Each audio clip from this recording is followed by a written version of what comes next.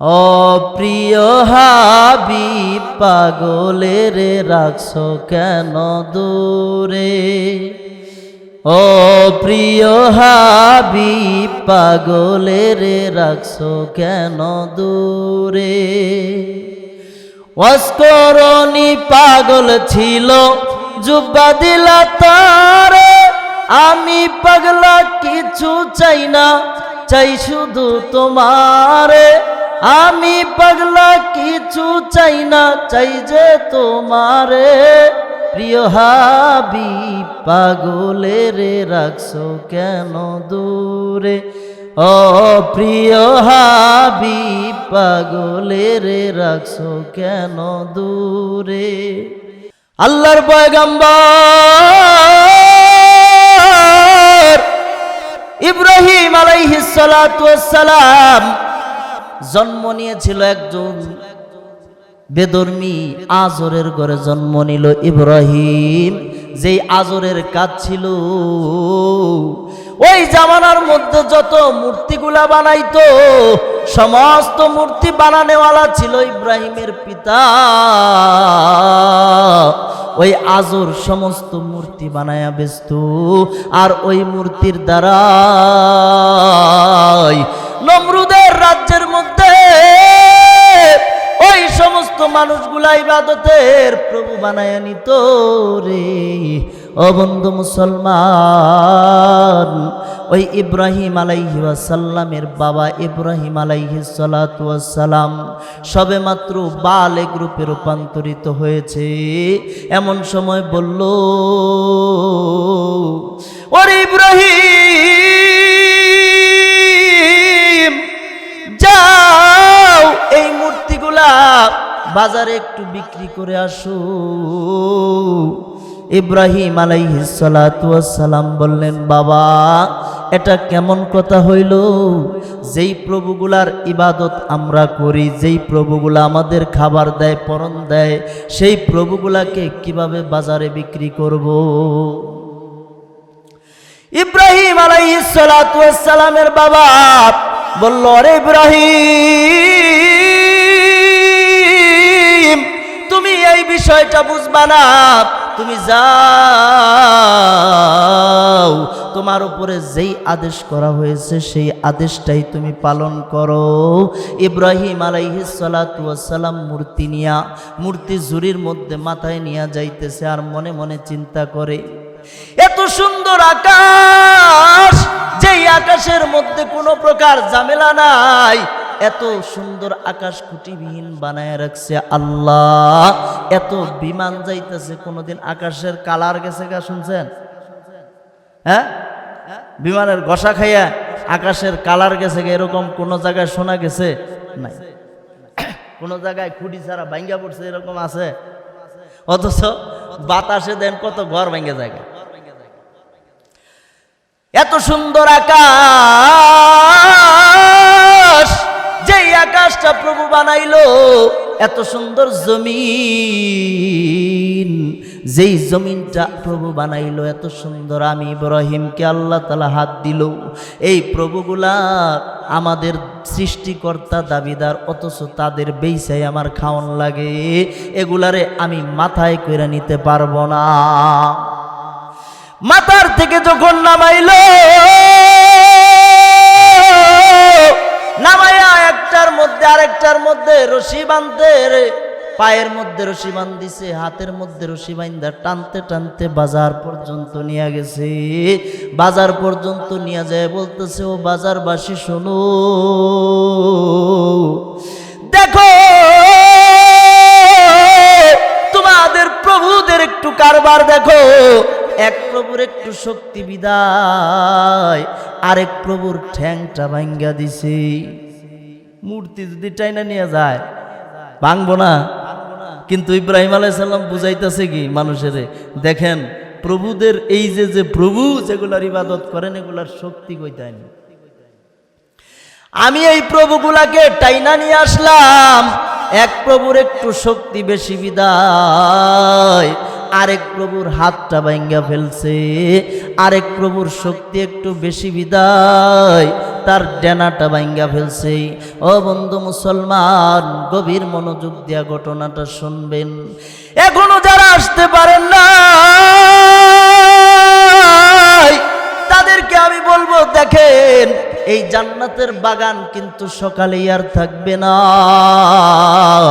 এই জন্য ঘুমটাকে একটু নষ্ট করে চলে আসেন, আল্লাহর নিয়ামতের জায়গায় চলে আসেন। ইব্রাহিম আলাইহিস সালাতু ওয়াস সালাম বাজারবাসীকে ডাক দিলেন। বাজারবাসী বলতেছে, আরে ইব্রাহিম, তুমি আমাদেরকে কেন ডাকলা? কি কারণে তুমি আমাদেরকে ডাকছো? সেই কারণটা একটু বলো না। ইব্রাহিম আলাইহিস সালাতু ওয়াস সালাম বলল, দেখো তোমাদের প্রভুদের কারবার দেখো। এক প্রভু আরেক প্রভুকে আঘাত কইরা ঠ্যাং ভাঙ্গা ফেলছে। যদি দুনিয়ার বুকে একাধিক প্রভু থাকতো, একাধিক যদি একের অধিক যদি প্রভু থাকতো, তাহলে একজনে বলতো আকাশের কালার আমি নীল কালার চাই না, লাল কালার দিতে হবে, তাই না গো? একজনের নীল কালার পছন্দ না, ও কইতো লাল কালার দাও। আরেকজনে কইতো লাল পছন্দ হয় না, ঈদ হলুদ দাও, কইতো না? কারণ এক একজনের পছন্দ এক এক রকম। ইব্রাহিম আলাইহিস সালাম বুঝাইতেছে, দেখো যদি একাধিক প্রভু থাকতো তাহলে আসমানটা ঠিক থাকতো না, জমিনের কায়নাতটা ঠিক থাকতো না, দুনিয়ার কোনো আলামত ঠিক থাকতো না। এই জন্য দুনিয়া বানানেওয়ালা একমাত্র আমার এক আল্লাহ। এখনো পর্যন্ত নবুয়ত আসে নাই, আল্লাহর কথাও তো বলতে পারে না। বলতেছে, তাহলে ইব্রাহিম আমরা তাহলে কার ইবাদত করব রে ইব্রাহিম? তুমি তো আমাদের এই প্রভুগুলাকে একবারে শেষ করে দিলা, এদেরকে প্রভু মানো না, তাহলে আমরা কার ইবাদত করলে আমরা এই সৃষ্টিকর্তার সন্ধান পাব?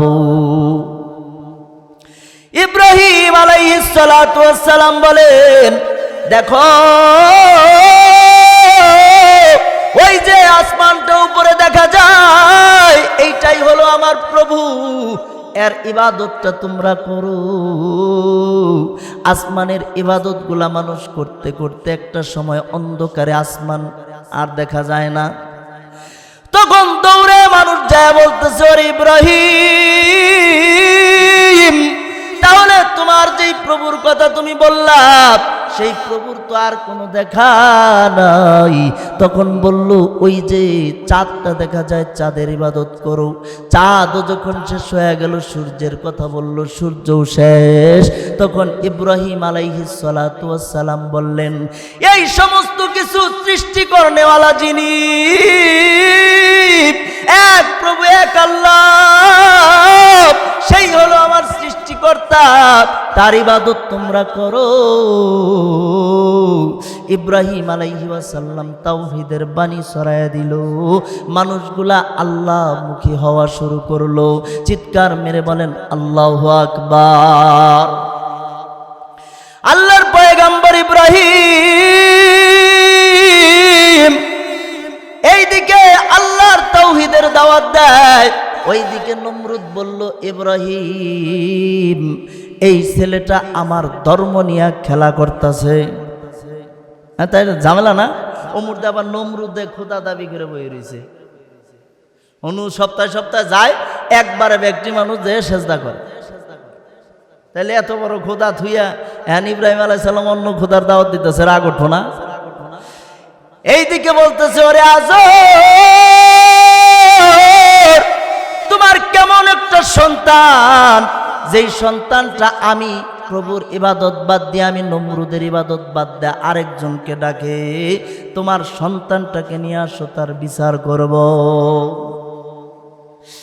ইব্রাহিম আলাইহিস সালাতু ওয়াস সালাম কে নমরুদের কাছে নিয়ে গেছে, যায় বলতেছে, ওরে ইব্রাহিম। নমরুদ বলে, ওরে ইব্রাহিম, আমি তো প্রভু, আমি তো এই মুলকের একজন রাজা, বিধানদাতা, সবকিছু আমি। তুমি আবার কোন রবের কথা বলো, কোন প্রভুর কথা বলো?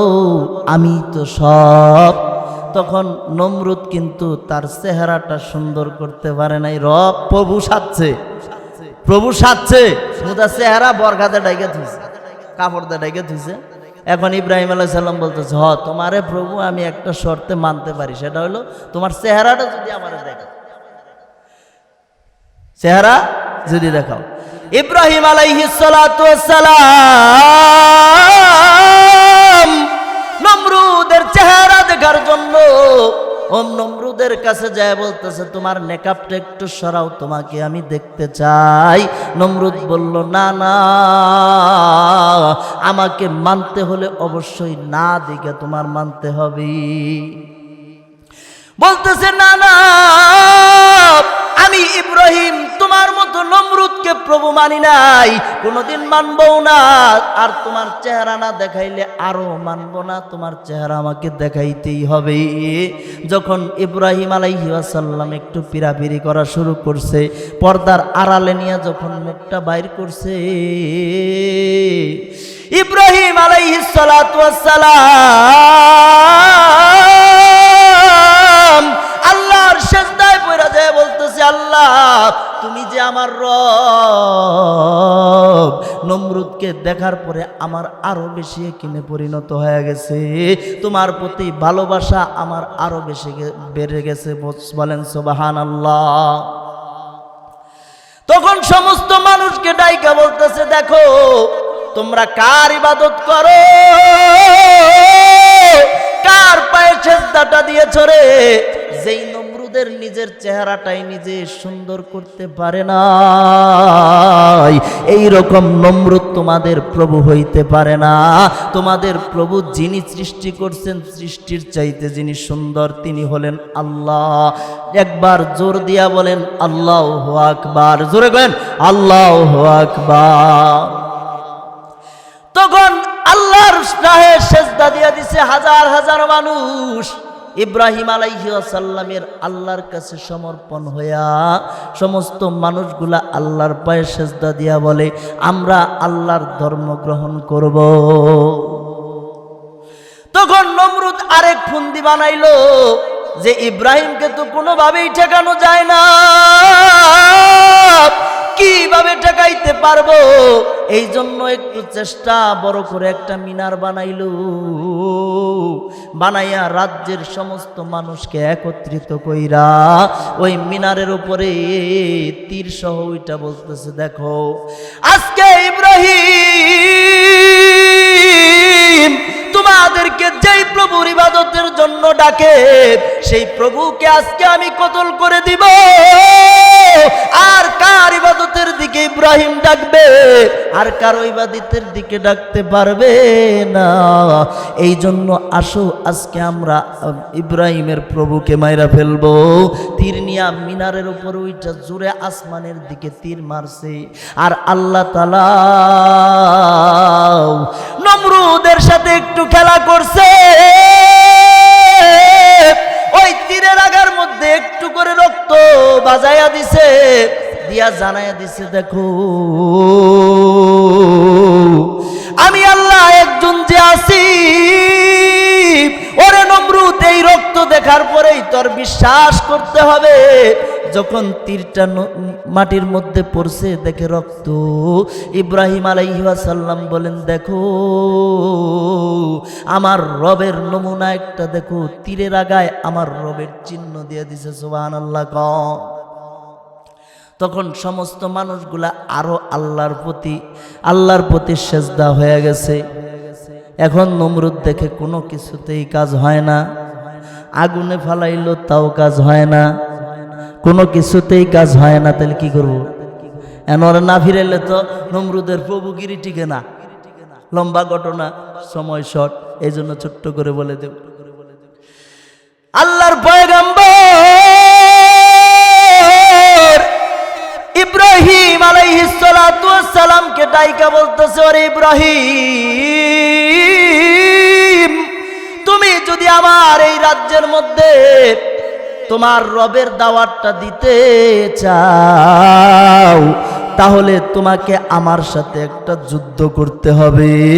সেই যুদ্ধটা হবে সামনাসামনি যুদ্ধ। কিসের যুদ্ধ?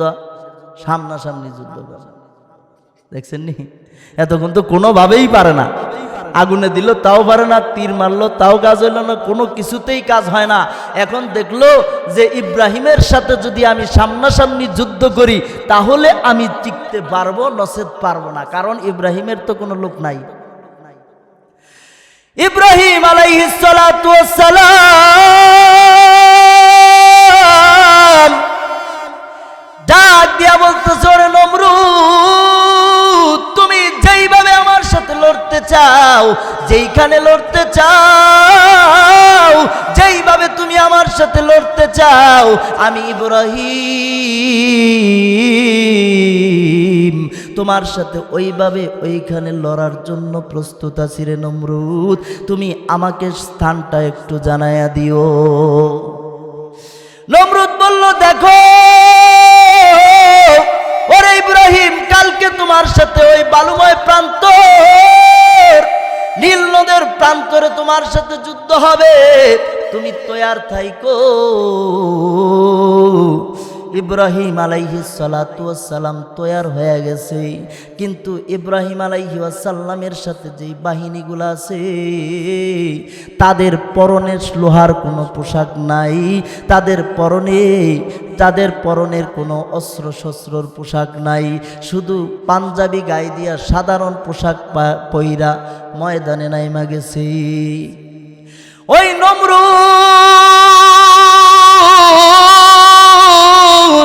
বিশাল এক সাম্রাজ্য নিয়া, বিশাল ঘোড়ার সাম্রাজ্য বানাইয়া, লোহার পোশাক পরিধান করে সমস্ত বাহিনীগুলা লোহার বানাইয়া রে ইব্রাহিম আলাইহিস সালামকে কতল করার জন্য চলে আসছে। আয়েশা দেখে ইব্রাহিম আলাইহিস সালামের সামান্য কয়েকটা মানুষ, যাদের শরীরে কোনো লোহার পোশাক নাই, যাদের পরনের বস্ত্রগুলা অনেক ভালো না, এই রকম বাহিনীর সাথে লড়বে। প্রথমবার যখন নমরুদ তীর মারছে, সাথে সাথে ইব্রাহিম আলাইহিস সালামের সমস্ত বাহিনী ফিল্টের মধ্যে পড়ে গেছে। আর তো তাদের তো ফিরানের কোনো সামর্থ্য নাই, আছে? কারণ পোশাকই তো নাই। ইব্রাহিম আলাইহিস সালাতু ওয়াস সালাম আল্লাহর সিজদায় পড়ে যায় বলতেছে, ওগো আল্লাহ, আমার কাছে আজকে তেমন কোনো বাহিনী নাই, আমার কাছে তেমন কোনো সৈন্য নাই, আমার কাছে তেমন কোনো শক্তিও নাই গো আল্লাহ। আজকে যদি আমি নমরুদের কাছে হেরে যাই, কিয়ামত পর্যন্ত তোমার এই জমিনের মধ্যে কালেমার দাওয়াত দিতে পারবো না। ও আল্লাহ গো, তুমি একটু আমাকে নমরুদের থেকে রক্ষা কইরো, নমরুদের সাথে বিজয় দান কইরো। আল্লাহ তাআলা বলল, ইব্রাহিম, এই লড়াইটা নমরুদ তোমার সাথে শুরু করে নাই, এটা হলো আমার সাথে নমরুদ লড়াই করতেছে। আমি আল্লাহর সাথে লড়াই করে দুনিয়ার কেউ পারবে না, কারণ আমি আল্লাহই তো দুনিয়ার সৃষ্টিকারী। সুবহানাল্লাহ। তখন আল্লাহ তাআলা ছোট্ট একটা মশার বাহিনী নামায় দিছে। মশার বাহিনী যে সমস্ত মানুষগুলা, ওই যে বাহিনীগুলার তো পুরা শরীরের মধ্যে লোহার পোশাক, কোনো জায়গায় তো আর কোনো খালি নেই, আছে? লোহার পোশাকের কোনা নেই, কিন্তু খালি থাকে না। কিন্তু একটা জায়গায় খালি না থাকলে কেউ বাঁচবে না, সেই জায়গাটা হলো নাকের ফোঁড়া, যেটাতে শ্বাস নেওয়া হয়। এই জায়গাটা যখন, ফোঁড়াটা যখন খালি আছে, সমস্ত মশাগুলা একজন একজন করে তাদের নাক দিয়ে ঢুইকা মজকের মধ্যে কামড়ানো শুরু করছে, আর সাথে সাথে বাহিনীগুলা মাটির মধ্যে গড়াগড়ি খাইতেছে। নমরুদ বলে, ওরে বাহিনী, এত শক্তিশালী বাহিনী বানাইলাম, কেন তোমরা কিসের আঘাতে এরকম এই রকম বালুর মধ্যে গড়াগড়ি খাইতেছো, তোমাদের কারণটা কি এটা একটু বলো না, তোমাদের ইতিহাস কি আমাকে একটু বলো। নমরুদকে বলে, দেখো আমাদের কোনো তীর বলল, কোনো অস্ত্র আক্রমণ করে নাই, আমাদেরকে যেই জিনিসটা আক্রমণ করেছে সেটা হলো মশার সামান্য একটা বাহিনী আমাদেরকে আক্রমণ করছে, যার হাত থেকে বাঁচা আমাদের পক্ষে সম্ভব না। এখন ছোট্ট তাফসীরের মধ্যে লেখে, ছোট্ট একটা ল্যাংড়া মশা সে যা জিজ্ঞাসা করে নমরুদ কোনটা। হ্যাঁ, চিন্তা করে আমি তো কেউ রে কিছু কই কব, কারণ তার অর্থ শক্তিই নাই। এখন চিন্তা করতেছে তাহলে আমারও তো একটু বিজয় নিয়ে যান রাখবো। এখন উঠতেছে আর মনে মনে কইতেছে যে আমি কারে ধরা হারি। একজনের যে কইতেছে তাইলে নমরুদ কোনটা। তখন বলছে, দেখো ওই যে নমরুদকে দেখা যায় বড় এক সিংহাসন নিয়া যে বসে আছে, ওই বেটা হলো নমরুদ, তার উপরে যায় তুমি আক্রমণ করতে পারো। নমরুদ আস্তে আস্তে টোকায় টোকায় মশাটা যায় নাকের ভিতর দিয়ে ঢুইকা গেছে। তখন মশাটা ঢুকতে ঢুকতে মস্তকের মধ্যে যখন কামড় দিছে, কামড় দেয় আর নমরুদ মশা মাথার মধ্যে ঝেন ধরে যায় আর বলে, এক ঝামেলা না, মাথার মধ্যে নাক কানের মধ্যে কিছু ঢুকলে তাই ফাফর নাগে, আর ওর মাথার মধ্যে ঢুকছে তাহলে ফাফর না। মেলা ফাফর হয়ে গেছে, জ্ঞান ফাফর হয়ে খালি মাথা যাই বাড়তেছে, যাইয়েও কোনো কাজ হয় না। তখন যায় সমস্ত কবিরাজ ওঝাগুলাকে ডাইকে বলতেছে, দেখো গিয়েছিলাম ইব্রাহিমকে শেষ করতে, কিন্তু এমন একটা আঘাত খেয়ে আসছি রে, যেই আঘাতটা মাথার মধ্যে বড় আঘাত, এইটার থেকে পরিত্রাণ আমাকে তোমরা কে দিতে পারবা। সমস্ত কবিরাজগুলা বলতেছে, মাথাটা একটু এদিক সেদিক জাগায়া বলে, এর কোনো চিকিৎসা নাই, এর কোনো সমাধান আমরা দিতে পারবো না, তোমার কি হয়েছে আমরা বলতে পারবো না। সমস্ত ক্রোজা কবিরাজ ডাক্তার যখন শেষ হয়ে গেছে, হঠাৎ করে তাফসীরে লেখে একটা মাথার মধ্যে একটু সমস্যা, পাগলা ডাক্তার চলে আসছে। আয়েশা মাথা মুথা জাগায়া বলতেছে, আর মধ্যে কোনো অসুখ পাওয়া যায় না, কি এমন সমস্যা নমরুদের, কি এমন হইল দেখাও তো যায় না, বোঝাও তো যায় না, কি করি। ঠাস করে রাগের চোটে মাথার মধ্যে একটা থাপড় মারছে। কি মারছে? থাপড় মারছে। আমার ভাল লাগছে, কারণ মশাটা কামড়টা দেওয়া বন্ধ করছে, মশাটা কামড় দেওয়া বন্ধ করছে, এই জন্য একটু ভাল লাগছে। নমরুদ বলতেছে, সমস্ত কবিরাজগুলা দেখলাম, কারো চিকিৎসায় কোনো কাজ হইল না রে, কিন্তু এই যে একটা কবিরাজ আইছে, এর চিকিৎসাটা বড় আরামদায়ক, আমাকে এই চিকিৎসাটা বারবার দেও। আল্লাহর লগে যাইরামি, হ্যাঁ, আল্লাহর লগে যাইরামি করলে মরতে খেলা উপায় নাই। তারপরে থাপড়ের এইটা হলো চিকিৎসা, মাথা মধ্যে গেলে থাপড়া মাথা তো শক্ত, তাই না গো, মাথা কল শক্ত, এটা থাপড়াইতে থাপড়াইতে এক সময় মনে হচ্ছে পাথরের মধ্যে থাপড়াইতে। তখন গা বলতেছে, না না না, আমরা এরম থারবা টারবা হামু না, আমাকে খুলাবো না। তখন সবাইরে ডাইকা পরামর্শ করলো, তাহলে কি করণ যায়। তখন বলতেছে, তাহলে ভাগ করে দেয়, সিরিয়াল বাও দিয়ে দিছে, ডিউটি বাও, মানে ওরে সব সময় থাপড়া লাগে, তাফসীরের মধ্যে লাগে সব সময় থাপড়া লাগে, নাহলে উপায় নাই, থাপড় না দিলে কামড় দেয়। ভিতরে ঢুকছে যে বারবার যখন থাপড় দিতেছে, ডিউটি বাও ভাগ করে নিয়েছে, থাপড় দিতে দিতে এক সময় মানুষ বলে না না, আর এই পাগলটারে থাপড়ানো যাবে না। যেই দুনিয়ার বুকে আল্লাহ দাবি করবে, আল্লাহর সাথে বেঈমানি করবে, মাস্তানি করবে, আল্লাহর ঘর ভাঙ্গার চেষ্টা করবে, মনে রাখতে হবে আল্লাহ তাকে মউত দিবে, সহজ মউত দিবে না, বেজ্জতির মউত দিবে। সহজ মউত দিবে না, সহজ মউত দিবে না। একবারে সহজেই যে তাদেরকে মাইরা ফেলাবে এরকম কিছু না। ওই জাতি হিন্দুত্ববাদ যতই চেষ্টা করুক আল্লাহর ঘর ভাঙ্গা ফেলানোর জন্য, আল্লাহ তাআলা যখন ধরবে তাদেরকে বেজ্জতির মউত দিবে, সঠিক মউত দিবে না। এই জন্য তাদেরকে একটু ছাইরা দিচ্ছে যে কর, দেখ কতটুকু করা হারস, করতে থাক, আমি আল্লাহ একজন আছি, যখন ধরবো তখন ছাড়বো না। এখন এই যে থাপড় দেওয়া শুরু করছে, থাপড়াইতে থাপড়াইতে একটা সময় আর থাপড়েও কাজ করে না। তখন থাপড় দিতে দিতে বলতেছে থাপড়ও কাজ করে না, থাপড়টা শেষ, থাপড়াইতেছে কিন্তু তারপরেও কামড়ায়। এমন সময় বলতেছে, আবার সমস্ত ডাক্তারগুলা দায়িকা বলতেছে দেখো, এতদিন একটা চিকিৎসা পাইছিলাম, থাপড় দিলেই কাজ হয়েছে, এখন তো থাপড়েও কাজ হয় না, তাহলে আমি এখন কি চিকিৎসা নিতে পারি আমাকে বলো। এখন সমস্ত ডাক্তার বলতেছে এটার চিকিৎসা তো আমাকে আগেই আছে, এটার চিকিৎসা তো আমরা আগেই জানি না, এখন আবার কোন দিকে জানবো।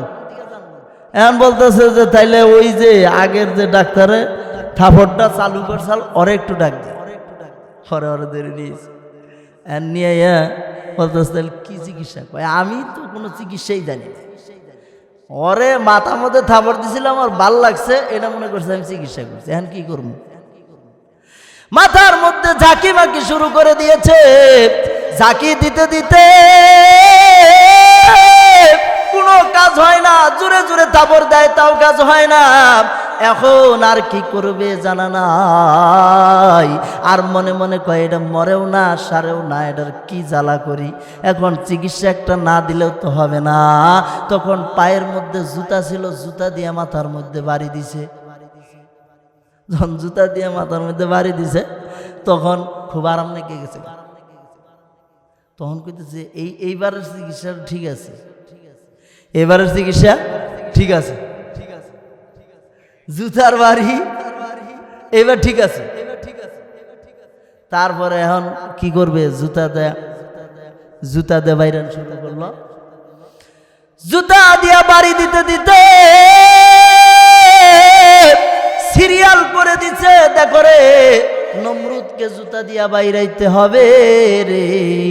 অথচ একটা সময় আল্লাহ দাবি করছিল, একটা সময় আল্লাহ দাবি করছিল না, এই দুনিয়ার আল্লাহ দাবি করছে, দুনিয়ার সবচাইতে ক্ষমতাধর ব্যক্তি দাবি করছে, কিন্তু দেখেন শেষ পর্যন্ত জুতার বাড়ি শুরু হয়ে গেছে, জুতাতে বাড়ি শুরু করছে। বাইরাইতে বাইরাইতে জুতার বাড়িও কোনো কাজ হয় না। হঠাৎ করে ওই চিকিৎসকদেরকে ছাড়বে না, নমরুদের মতো থাপড় আর জুতার বাড়ি খিলাইয়া তারপরে দুনিয়ার থেকে বিদায় করবে, ঠিক কিনা বলেন। তারপরে যখন জুতা দিয়া বাড়ি দিছে জোরে কইরা, তখন খারপিটা পড়ে গেছে, মশা ঠিকই জীবিত, মশা দেখেন এখনো পর্যন্ত জীবিত আছে, কিন্তু নমরুদ ঠাস করে পড়ে মরে গেছে। এই জন্য আল্লাহর নিদর্শনের সাথে যারা বেঈমানি করবে, আল্লাহর দ্বীনের সাথে যারা গাদ্দারি করবে, আল্লাহর দ্বীনকে যারা ধ্বংস করতে চাইবে তারাই ধ্বংস হয়ে যাবে, আল্লাহর দ্বীনের কোনো ক্ষতি করতে পারবে না। ওই যে ফেরাউনের দিকে তাকান, আল্লাহ তাআলা ফেরাউনকে কিভাবে মেরেছিল। মুসা আলাইহি ওয়াসাল্লামের পিছন দিয়া দৌড়াইতে দৌড়াইতে চলে আসছে, মারবে মুসা আলাইহি ওয়াসাল্লামকে। পয়গম্বর মুসাকে মারার জন্য দৌড়ায়, পয়গম্বর আলাইহিস সালাতু ওয়াসসালাম আল্লাহ তাআলা জিবরাইলকে পাঠায় দিয়া বলতেছে, যাও রে জিবরাইল, আমার পয়গম্বর মুসার কাছে চলে যাও, যায় বলো যেই লাঠিটা আমার পয়গাম্বরের হাতে আছে ওই লাঠি তার জন্য ফেরাউনের এত বড় বাহিনীর থেকে বাঁচার জন্য যথেষ্ট। ওই নমরুদ ফেরাউন কে থেকে বাঁচার জন্য মুসা আলাইহি ওয়াসাল্লাম তার লাঠি দিয়া যখন ওই নীল নদের মধ্যে বাড়ি দিয়েছে 12টা রাস্তা হয়ে গেছে। কয়টা? 12টা। কারণ বনি ইসরাইলের জাত আসাল 12টা। কয়টা? 12টা। এই জাত এমনই জাত যাদের মধ্যে একজন আরেকজনের নয় কোনো মিলই আসাল। এখন আমাকে বাঙালির মধ্যে এই জাত এই কালচার ঢুকে পড়ছে, কারো লোকে কারো মিল নাই,